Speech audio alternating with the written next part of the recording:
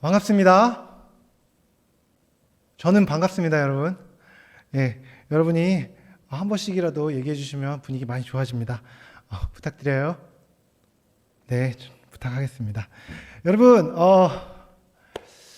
많은 분들이 청년이시고 이제 결혼한 사람들도 있죠. 제가 여러분에게 한번 훅 들어가 보겠습니다. 여러분, 기념일 챙겨 보셨나요? 감사합니다. 여러분, 그 기념일이라고 하면 보통 뭘 떠올리게 되죠? 여러분, 제가 소시적에 많은 친구들이 연애를 하면 기념일들을 그렇게 늘 챙기더라고요. 참, 제가 어린 시절에 굉장히 오랜 시간 솔로로 보냈고 연애를 못하는 시간이 굉장히 길었습니다. 근데 옆에 있는 친구들이 꼭 챙기는 그 기념일들이 있었지요. 뭐 22일 되니까 투투데이라고 챙기더라고요. 저는 연애를 못하고 있는데 50일이 되니까 50원을 달라고 하더라고요.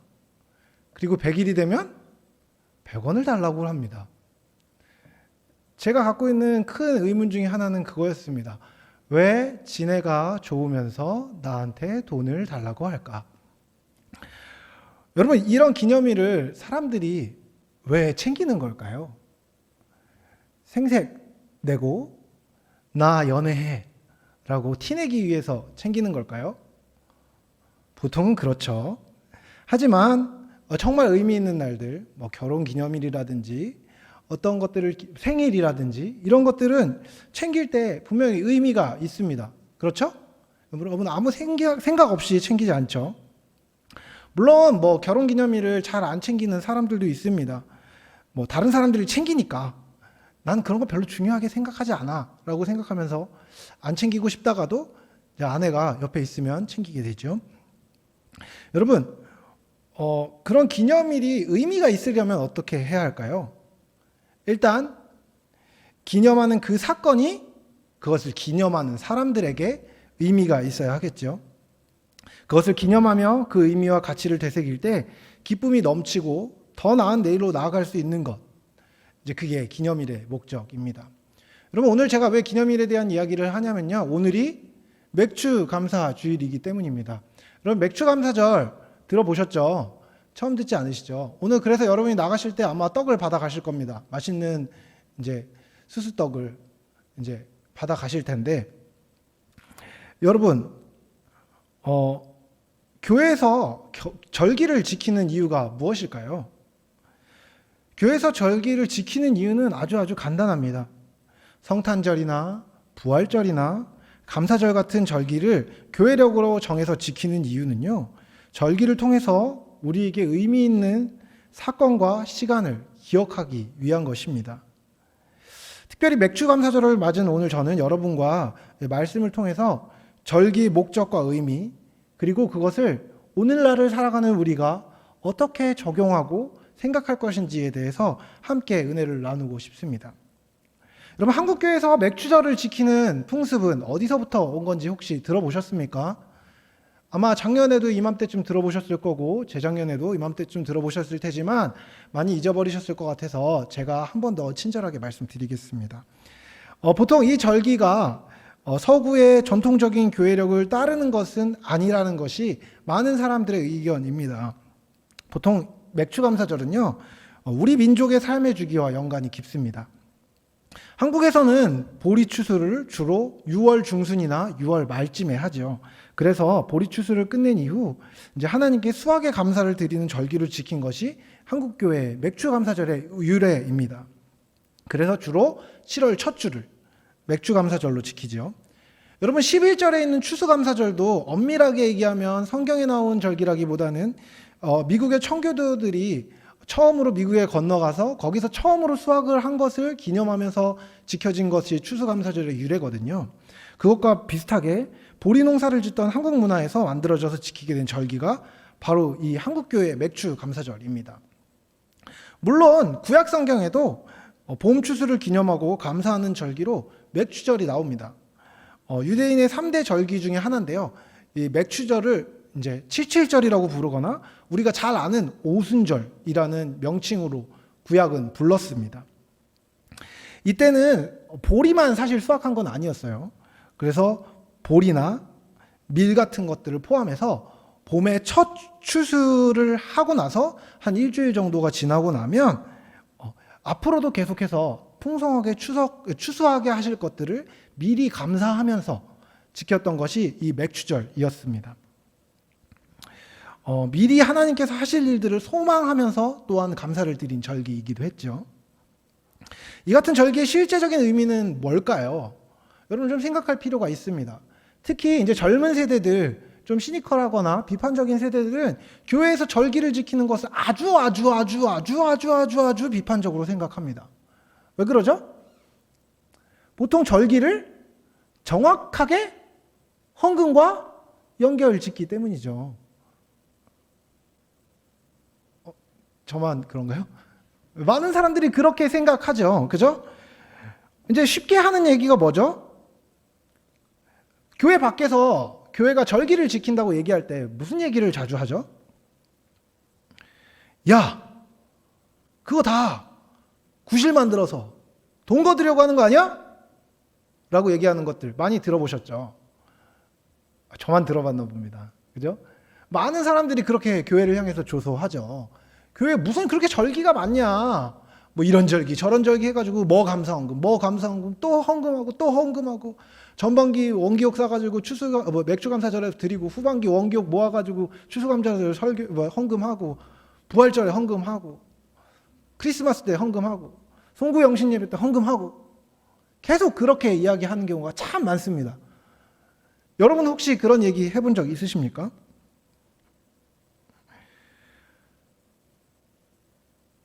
여러분 그러면 성경을 좀 우리가 볼 필요가 있죠. 절기는 정말 그것을 위한 것일까요? 여러분 절기를 누가 제정했는지 아십니까? 성경을 보면요, 절기를 명하신 분은 명확하게 하나님이십니다. 여러분, 세상의 모든 부와 권력과 모든 것들이 하나님께 속한 것입니다. 믿으십니까? 여러분, 모든 것이 하나님께로 속한 것임을 여러분 믿으십니까? 그렇다면 하나님은 우리에게 우리 주머니에 있는 돈을 끄집어내기 위해서 절기를 주신 것일까요? 그렇지 않다는 것을 너무나 자연스럽게 알 수 있습니다. 하나님은 여러분의 지갑 속에 있는 돈을 원하기 때문에 절기를 정하신 것이 아닙니다. 하나님은 여러분 한 사람 한 사람을 원하시기 때문에 여러분 한 사람 한 사람과 온전한 관계를 맺기 원하셨기 때문에 절기를 주신 것이죠. 하나님은 여러분과의 관계를 원하십니다. 그리고 그 안에 우리가 기쁨을 누리고 하나님의 영광에 참여하는 자가 되기를 원하십니다. 절기 역시 그와 같은 이유 때문에 제정된 것이고 그와 같은 목적을 이루기 위해서 하나님께서 우리에게 주신 것입니다. 여러분 오늘 함께 읽은 본문은 신명기의 말씀입니다. 이스라엘 백성이 여호수아의 인도 아래서 가나안 땅을 정복하려고 나가기 얼마 전에 모세가 죽게 됩니다. 40년 동안 광야에서 이스라엘 백성을 인도했던 모세가 자신의 죽음이 목전에 있음을 알고 이스라엘 백성들을 불러 모읍니다.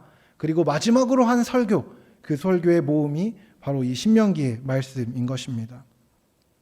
모세는 이스라엘 백성이 40년 전에 시내산에서 주어진 언약의 율법을 신실하게 지킬 것을 말합니다. 여러분 이 설교가 언제 이루어진 거라고 얘기했죠? 40년 광야 생활이 끝난 뒤에, 그리고 가나안 정복이 아직 다 이루어지기 전에 이 설교가 이루어진 것입니다. 그 땅을 정복하게 될 때 아직 이루어지지 않았지만 하나님께서 반드시 가나안 땅을 주실 것임을 신뢰하는 마음으로 모세는 이스라엘 백성들에게 말하고 있습니다. 하나님을 기억하고 그분의 명령과 규례를 계속해서 지키라고 말입니다. 여러분 성경을 펴놓으셨죠? 11절을 보면 이렇게 이야기합니다. 내가 오늘날 내게 명하는 여호와의 명령과 법도와 규례를 지키지 아니하고 내 하나님 여호와를 잊어버리게 되지 않도록 삼가할지어다. 여러분, 신명기 전체의 테마가 뭔지 아십니까? 기억하는 것입니다. 계속해서 마음에 하나님을 두는 것이죠. 잊어버리지 않는 것, 기억하는 것, 기념하는 것, 그것이 신앙의 핵심 요소라는 것을 모세는 계속해서 강조하고 있습니다. 여러분, 모세가 이렇게 얘기한 거죠. 내가 너희에게 명하는 여호와 하나님의 명령과 법도와 규례를 지키지 않고 그것을 잊어버리면 안 된다라고 얘기하고 있는 거죠. 여러분, 하나님의 명령과 법도와 규례를 지키지 않는다는 것은 뭘 의미하는 걸까요? 이런 거죠. 여러분, 이유영 목사님이 훌륭한 목사님이어서 여러분 청년부를 잘 지도하고 있습니다. 근데 여러분이 이제 이유영 목사님이 하는 말을 안 듣는 겁니다. 그러면 여러분이 이유영 목사님을 어떻게 여기는 거죠? 목사님으로 여기는 건가요? 교역자로 여기는 건가요? 그냥 동네 아저씨로 여기는 거나 마찬가지겠죠? 여러분, 목사님이 여러분한테 무슨 얘기를 하면 여러분을 듣도록 하나님이 여러분을 청년부로 부르셨죠. 여러분, 제가 8대 교구 담당 목사입니다. 근데 제가 8대 교구 사람들한테 막 이야기를 하는 거예요. 여러분 예수님을 잘 믿어야 됩니다. 하나님을 잘 섬겨야 됩니다. 성경을 잘 읽어야 됩니다. 기도를 해야 됩니다. 얘기하는데 아무도 듣지 않는 겁니다. 그러면 여러분, 제가 그분들에게 어떤 의미가 있는 걸까요? 거의 아무 의미 없다고 봐도 되겠죠. 여러분, 다시 말하면 이거죠. 여러분한테 하나님께서 말씀하십니다. 하나님이 명령하십니다. 하나님이 말씀을 통하여서 여러분의 삶에 개입하기 원하십니다. 그래서 성경을 통해 우리에게 말씀하고 계시죠. 그런데 그 말씀을 잊어버립니다. 그 말씀이랑 상관없이 삽니다. 여러분, 그건 뭘 의미하는 거죠? 여러분이 하나님과 아무 상관이 없는 사람들이라는 것을 의미하는 것이지요. 여러분, 잊어버린다는 것은요, 하나님의 살아계심을 잊어버린다는 것은요, 하나님과 상관없는 삶을 산다는 것입니다. 여러분, 안타깝게도 벌써 20여 년 전의 영화가 됐네요. 내 머릿속에 지우개라는 영화에 대해서 혹시 들어본 적 있으십니까? 예, 죄송합니다. 제가 이렇게 옛날 사람이네요. 그때 거기서 이제 손예진이랑 이제 정우성이 나오죠. 그렇죠? 그리고 손예진이 이렇게 얘기합니다. 정우성에게 슬픈 목소리로. 나 자꾸 까먹잖아. 이 정도 얘기해도 별로 반응이 없군요. 어쨌든 계속 잊어버리는 겁니다. 여러분, 손예진이 계속해서 정우성을 잊어버릴 때 손예진이 슬픈 이유가 뭘까요? 관계가 사라지는 것처럼 느껴지기 때문입니다. 여러분, 적어도 질병에 의한 망각이 아닌 이상은 무언가를 잊어버린다는 것은요, 마음의 방향과 관련되는 것입니다. 이어짐이 끊어질 때 잊어버리는 것이죠. 여러분, 하나님을 잊는다는 것은요, 성경에서 얘기하는 하나님을 잊는다는 것은요, 하나님이라는 개념이, 신이라는 개념이 사라진다는 것을 의미하는 것이 아닙니다. 하나님이 진짜로 살아계신 분이시고 그분이 나랑 상관이 있는 분이라는 것을 잊어버린다는 것입니다.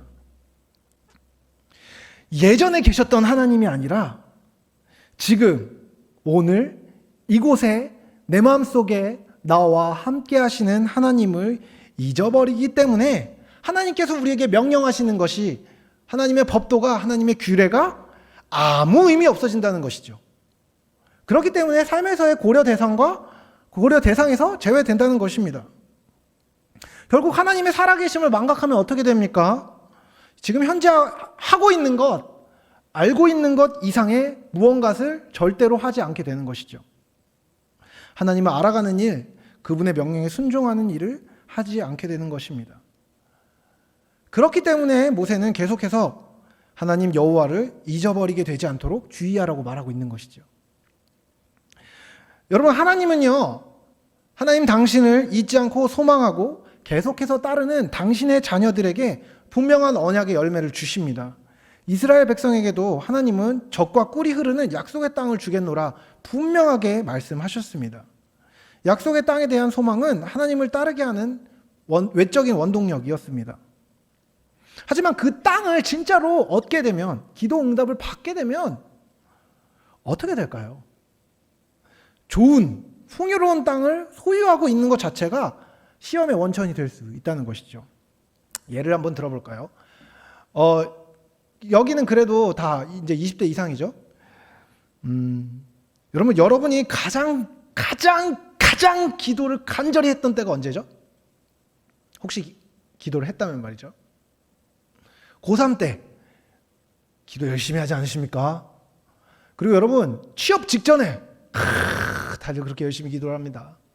그리고 여러분 이제 연애를 못 하고 있을 때, 결혼에 대한 마음이 간절할 때 주님께 기도하죠. 주님, 배우자를 저에게 주십시오. 배우자 목록 10개 쫙 적어놓고 하나님 이런 배우자를 저에게 주십시오. 기도합니다. 그러다가 그 원하는 배우자의 리스트가, 소망 리스트가 하나씩 사라지죠. 하나는 포기합니다. 하나님 이건 내려놓겠습니다. 이것만. 하나님 이건 내려놓겠습니다. 이것만. 막 내려놓다 보면 어느새 하나만 딱 남죠. 하나님 결혼만 하게 해주십시오. 그죠? 그리고 나서 이제 그 결혼을 딱 하게 되면 어떻게 될까요? 이제 뭐 자녀를 갖고 싶다는 기도를 하게 되고, 뭐 집을 사고 싶다는 기도를 하게 되고, 기타 등등의 다양한 기도를 하게 될 것입니다. 여러분, 근데 이상하게 사람들이 간절하게 기도할 때는 뒤에 이런 걸 붙입니다. 하나님, 대학을 붙여만 주시면 제가 주를 위해 살겠습니다. 하나님, 직장을 가게만 해주시면 제가 주님께 더 헌신하겠습니다. 하나님, 대학원 붙여만 주십시오. 주님의 영광을 위해 살겠습니다.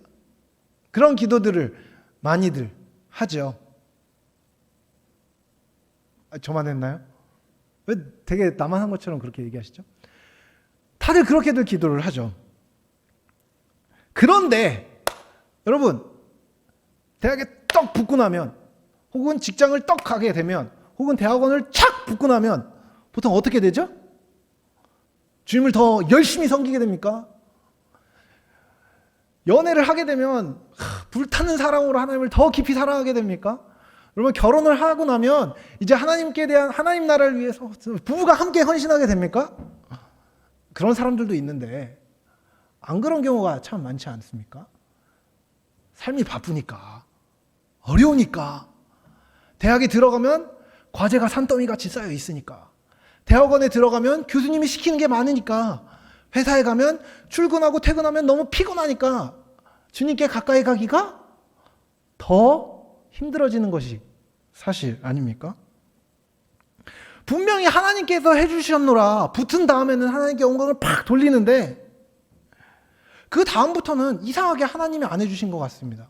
왜냐하면 막상 붙고 나면, 다 얻고 나면, 그것을 획득하고 나면 하나님이 해주신 게 아닌 것 같다는 생각이 점점 들죠. 아, 그래도 이거 내 노력으로 한 거잖아. 내가 이만큼 했으니까 된 거 아니야? 기도 안 했어도 아마 하나님이 해주셨을 거야. 아니, 기도 안 했어도 내가 해냈을 거야. 보통 그렇게 변하죠.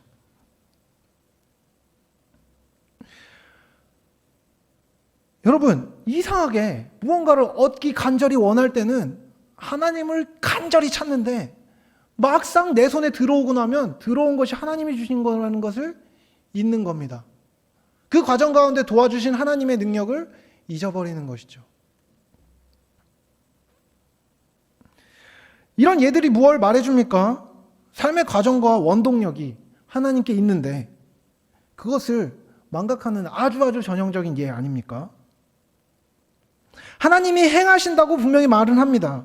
그리고 내가 해낸 모든 일들이, 내가 이때까지 이때까지 살아온 모든 것들이 하나도 당연한 것이 없고 주의 은혜였다고 분명히 말은 하지만, 결국 하나님보다 자신을 더 높이는 하나님의 자리에, 삶의 주인의 자리에 자신을 두는 것, 그것이 우리가 이때까지 계속해서 반복적으로 하고 있는 실수 아닙니까? 그래서 모세가 이야기하는 겁니다. 심지어 너네는 아직 이스라엘 백성들, 너희들은 가나안 땅에 들어가지도 않았지만 아마 너네 가나안 땅에 들어가면 엄청 배부르고 좋은 일들이 많을 거야. 하나님이 너희에게 복을 내려주셨어. 하나님의 손이 너희에게 주신 많은 기업들이 있어. 근데 너네들 그것들을 누릴 때 조심해라. 그것들이 너의 힘으로 이런 것이 아니라는 것을 기억해야 한다 말하고 있는 것입니다. 여러분, 우리의 참된 기업이 무엇입니까? 여러분의 재산입니까? 여러분의 능력입니까? 여러분의 소유입니까? 우리의 후손입니까? 아닙니다. 우리의 참된 기업은 하나님이십니다. 모든 좋은 것의 원천이사 좋은 것 자체이신 하나님이 우리의 기업인 것입니다. 그 기업이신 하나님께서 우리에게 모든 풍성한 것을 허락하십니다. 하지만 약속의 자녀인 우리들이 자주 범하는 실수가 있습니다. 바로 하나님께 좋은 것을 받고 그것을 받은 뒤에는 하나님께서 주신 좋은 것만을 소유하고 하나님을 잊어버리는 것입니다. 좋은 것을 달라고 분명히 하나님께 구하고 그 구한 것의 응답을 받는데 좋은 것을 받은 뒤에 하나님을 잊는 것이죠. 그리고 그것을 소유한 것이 나의 능력 때문이라고 착각하는 것. 그것이 우리가 자주 하는 실수입니다. 사실 하나님의 은혜를 기억하기 힘든 것이 배부를 때만 그런 것은 아닙니다. 환난과 어려움의 한가운데도 마찬가지입니다. 여러분, 광야에서 이스라엘 백성들은 무엇을 했습니까? 하나님을 신뢰하는 훈련을 한 것입니다. 애굽에서 그들을 구해내실 때 하나님의 생생한 살아계심을 앞두고도 그들은 불평했습니다. 물이 없다고, 먹을 것이 없다고, 애굽 군인이 우리를 죽일 거라고, 여긴 너무 덥다고, 춥다고 계속해서 불평하고 하나님을 멀리했죠. 하지만 그때마다 하나님은 때에 맞는 은혜를 베푸셨습니다.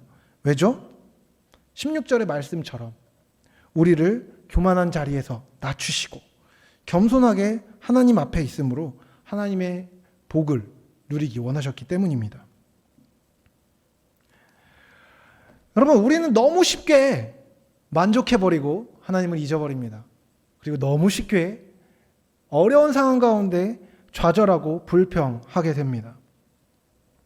하지만 우리가 기억해야 하는 것이 있습니다. 바로 하나님이 살아계시다는 것입니다. 그리고 그분이 우리의 하나님이라는 것입니다. 그리고 우리가 가진 모든 것이 하나님께로부터 진짜로 왔다는 것입니다. 17절을 이렇게 이야기합니다. 또 두렵건대 내가 마음에 이르기를 내 능과 내 손의 힘으로 내가 이 재물을 얻었다 할까 하노라. 내 하나님 여호와를 기억하라. 그가 내게 재물 얻을 능을 주셨음이라. 이같이 하심은 내 열조에게 맹세하신 언약을 오늘과 같이 이루려 하심이라. 사람들이 흔히 이 정도는 원래 내 것이다, 내가 노력해서 이룬 것이다 라고 쉽게 생각합니다. 하지만 우리를 창조하시고 능력을 주시고 힘을 주신 분이 누구신지를 정말로 생각하면 그것이 얼마나 허망한 생각인지를 알게 됩니다. 우리는 우리의 힘으로 무엇 하나도 이룰 수 없는 사람들입니다. 우리가 가진 재물을 얻은 힘도 모두 하나님께로부터 온 것입니다. 우리가 공부를 할 수 있는 힘도 하나님께로부터 온 것입니다. 우리가 옆에 있는 사람에게 그나마 사랑을 행하고 그 사람을 향하여서 좋은 것들을 할 수 있는, 선을 행할 수 있는 모든 힘도 하나님께로부터 온 것입니다. 여러분, 하나님을 알고 하나님의 사심을 마음에 새기고 기억하는 것이 어려움에도 불구하고 그렇게 쉽게 포기해도 되는 것이 아닙니다. 왜냐하면 이것은 하나님을 믿는 하나님의 백성에게는 죽고 사는 문제이기 때문입니다. 19절에서 20절은 이렇게 이야기합니다. 네가 만일 내 하나님 여호와를 잊어버리고 다른 신들을 쫓아 그들을 섬기며 그들에게 절하면 내가 너희에게 증거하노니 너희가 정령이 멸망할 것이니라. 여호와께서 너희 앞에서 멸망시키신 민족들 같이 너희도 멸망하리니 이는 너희가 너희 하나님 여호와의 소리를 청종치 아니함이니라. 여기서 정령이라는 단어는 창세기에서 아담과 하와에게 하나님께서 하셨던 말과 동일한 단어입니다. 멸망할 수도 있고 아닐 수도 있다가 아니라요, 하나님 앞에서 온전한 삶을 살고 하나님께 연결된 삶을 살지 않는 그리스도인은 멸망한다는 것입니다. 여러분, 왜 그렇습니까? 인간의 죄된 상태 때문입니다. 여호와를 잊어버리면 반드시 다른 신을 쫓게 되어 있습니다. 여러분, 가나안 땅에 앞으로 들어가게 돼, 이스라엘 백성이 앞으로 들어가게 돼 가나안 땅에서 가장 널리 섬기던 이방신이 있습니다. 누군지 아십니까? 바알과 아세라입니다. 여러분, 이 바알과 아세라는 풍요와 다산의 신이라고 불립니다. 참 좋은 말 같지만 이런 신을 섬기는 방식은 굉장히 물질주의적이고 쾌락주의적이었습니다. 이방 신을 섬기는 자들은 풍년을 기원하며 제사를 드렸습니다. 그들은 눈에 보이는 돈을 위해서 신과 거래했습니다.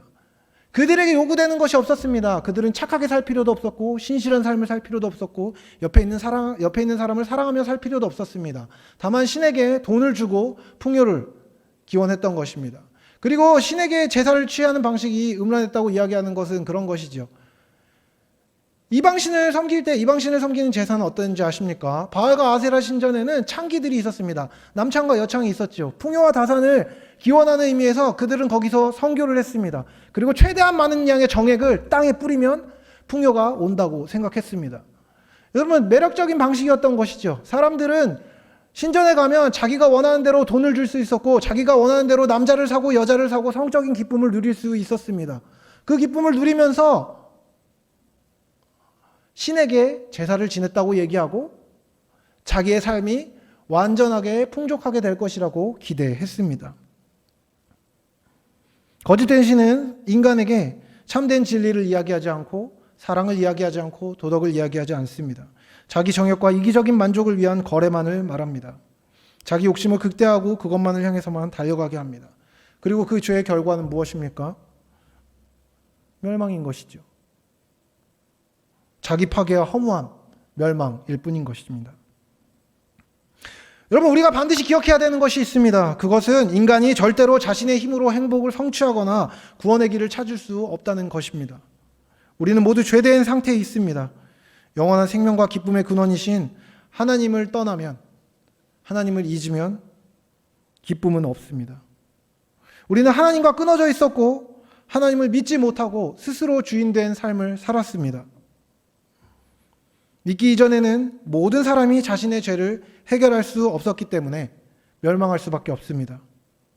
우리는 그 상태에서 예수님의 은혜로 구원을 받았고 영원한 생명을 누리게 되었습니다. 하지만 예수 그리스도로 말미암아 구원받았다고 일컫고 있는 우리 성도들이 하나님을 잊고 산다는 것은 사실 스스로가 참되게 구원받지 않았다는 증거일 수 있다는 것입니다. 창조주이신 하나님께서 우리를 먼저 아셨습니다. 그리고 우리에게 오셨습니다. 우리가 아직 죄인 되었을 때 예수님께서 우리를 위해 죽으심으로 하나님께서 우리를 향한 사랑을 보이셨습니다. 그래서 하나님을 알게 하셨고 예수님을 주로 시인하게 하시고 참된 삶을 살 수 있는 능력을 모두 주셨습니다.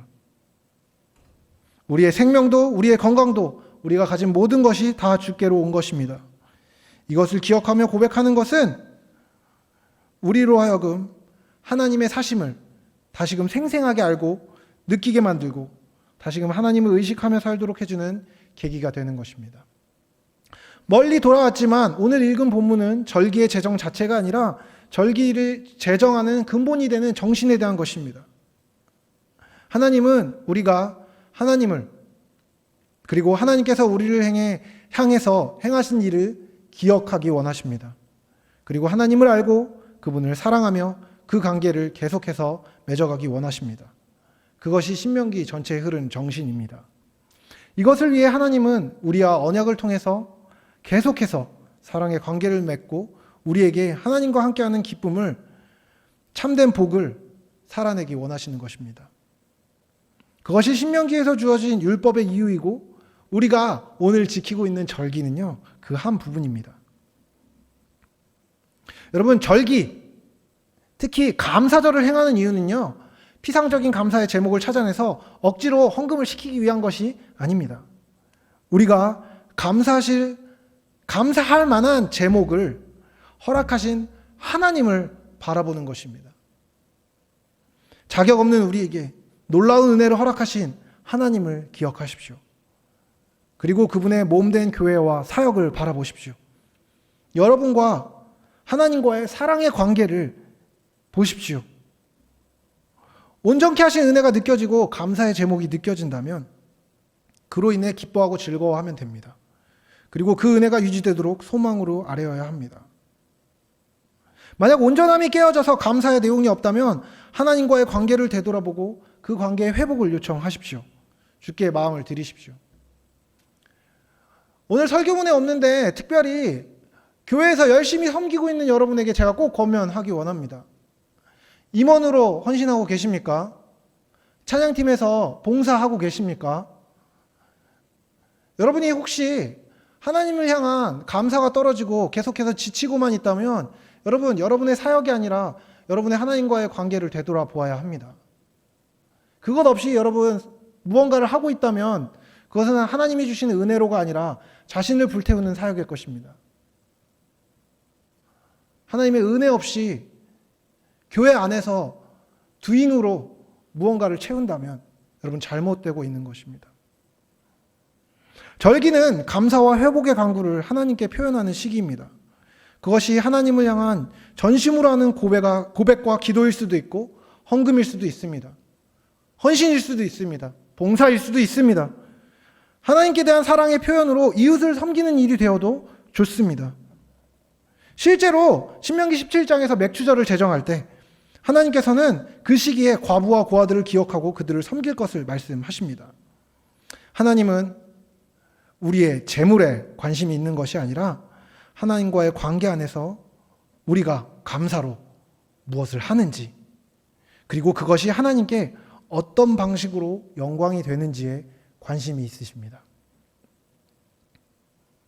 그리고 또 감사의 절기는 기대의 의미가 있습니다. 이때까지 행하신 하나님께서 앞으로도 동일하게, 앞으로 더 놀랍게 삶 속에 은혜 베푸실 것을 소망하는 것입니다. 비록 지금 어려움이 있더라도 하나님을 기억하고 소망으로 현실을 견디는 힘을 주시는 것, 그것이 절기의 주를 기억하는 이유입니다. 소망을 잃지 않는 믿음을 하나님은 우리가 절기를 지킴으로 계속해서 유지하고 세워나가길 바라십니다. 말씀을 마무리하고 싶습니다. 우리가 하나님을 알고 그분의 하신 일을 기억하면 우리는 그분의 하신 일로 말미암아 하나님의 성품으로 말미암아 감사하게 됩니다. 그 감사는 기쁨을 낳을 것이고 기쁨은 주변의 사람들을 또한 섬기게 할 것입니다. 그리고 그 감사는 삶의 모든 부분에서 소망을 주고 어려움을 인내하게 하는 힘이 될 것입니다. 이 인내는 우리의 삶을 연단해주고 연단받은 삶은 우리를 예수 그리스도를 닮은 자로 빚어 나갈 것입니다. 절기에 단순히 감사하고 지나가는 것이 아니라, 그 감사가 휘발되는 것이 아니라 하나님 앞에 이 맥주의 절기 그리고 그 외에 다른 절기를 지날 때마다 하나님을 다 알아가고 하나님을 소망하고 신뢰하는 믿음이 커지는 것, 그것이 절기를 바르게 맞이하는 성도의 마땅한 바입니다. 여러분 어떠십니까? 이제 한 해의 반이 지났습니다. 그 한 해의 반이 지날 때 여러분 하나님과 더 가까워지셨습니까? 하나님을 더 사랑하게 되셨습니까? 하나님의 은혜를 더 누리게 되셨습니까? 그렇다면 감사하십시다. 그리고 그렇지 않다면 이제 새로운 하반기를 시작할 때 그 감사를 회복하십시다. 그 은혜를 회복하십시다. 감사의 절기마다 하나님께 대한 감사와 소망과 성숙이 더 커져가는 여러분이 되시길 사랑하는 주님의 이름으로 축복합니다.